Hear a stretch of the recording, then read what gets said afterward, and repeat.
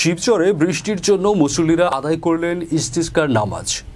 মাদারীপুরের শিবচরে হাজী শরীয়তুল্লাহ রহমতুল্লাহ আলাইহের আস্তানায় ঐতিহাসিক বাহাদুরপুর ময়দানের এই নামাজ আদায় করা হয়।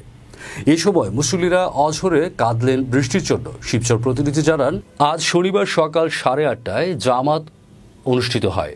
এ সময় বাহাদুরপুর পীর সাহেব আলহাজ হজরত মাওলানা আবদুল্লাহ মোহাম্মদ হাসান সহ বিভিন্ন এলাকার শত শত মুসল্লিরা অংশগ্রহণ করেন এবং বৃষ্টির জন্য দোয়া করেন।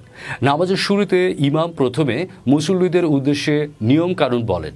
এরপর মুসল্লিরা সারিবদ্ধভাবে দাঁড়িয়ে নামাজ আদায় করেন। এতে ইমামতি করেন বাহাদুরপুর পীর মঞ্জিল জামি মসজিদের খতিব হাফেজ মাওলানা কারি মুফতি নজরুল ইসলাম। পরে তিনি আরবিতে খুতবা দেন, যেখানে তীব্র গরমের কথা উল্লেখ করে আল্লাহর কাছে বৃষ্টির প্রার্থনা করেন। আশেপাশের বিভিন্ন এলাকা থেকে মুসল্লিরা নামাজে অংশ নেন। এ সময় প্রাকৃতিক দুর্যোগ থেকে মুক্তিসহ দেশ ও জাতির কল্যাণে প্রার্থনা করা হয়। নামাজ আদায় শেষে মাওলানা আবুল কাশেম ফারুকি বলেন, কোরআন হাদিসের আলোকে যতটুকু জানা গেছে তা হলো মানুষের সৃষ্ট পাপের কারণেই মহান আল্লাহ এমন অনাবৃষ্টি ও খরা দেন। বৃষ্টিপাত না হলে আমাদের প্রিয় নবী হজরত মুহাম্মদ সাল্লাল্লাহু আলাইহি সাল্লাম সাহাবীদের নিয়ে খোলা ময়দানে ইস্তিসকার নামাজ আদায় করতেন। সেজন্য তারা মহান সৃষ্টিকর্তার কাছে পাপের জন্য তওবা করে এবং ক্ষমা চেয়ে 2 রাকাত নামাজ আদায় করে বৃষ্টির জন্য প্রার্থনা করছেন।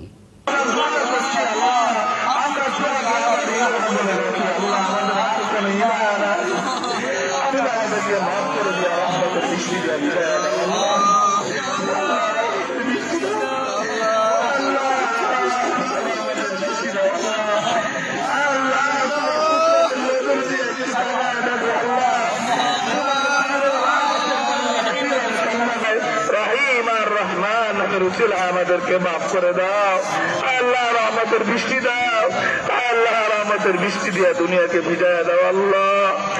আল্লাহ কিভাবে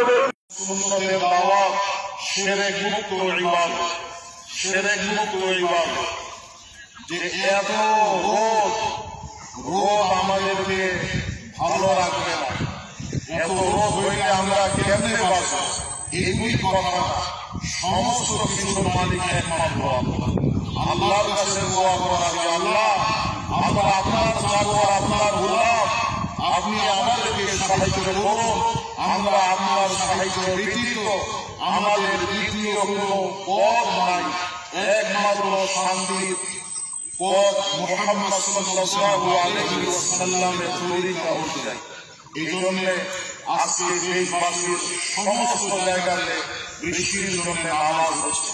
রহমতের বৃষ্টি, জাহমাতওয়ালা বৃষ্টি নয়, রহমতওয়ালা বৃষ্টি যেন আল্লাহ পাক আমাদের উপরে দান করে। গরমের তাপমাত্রা যেন আল্লাহ কমিয়ে দেন, স্বাভাবিকভাবে যেন তাপমাত্রা থাকে।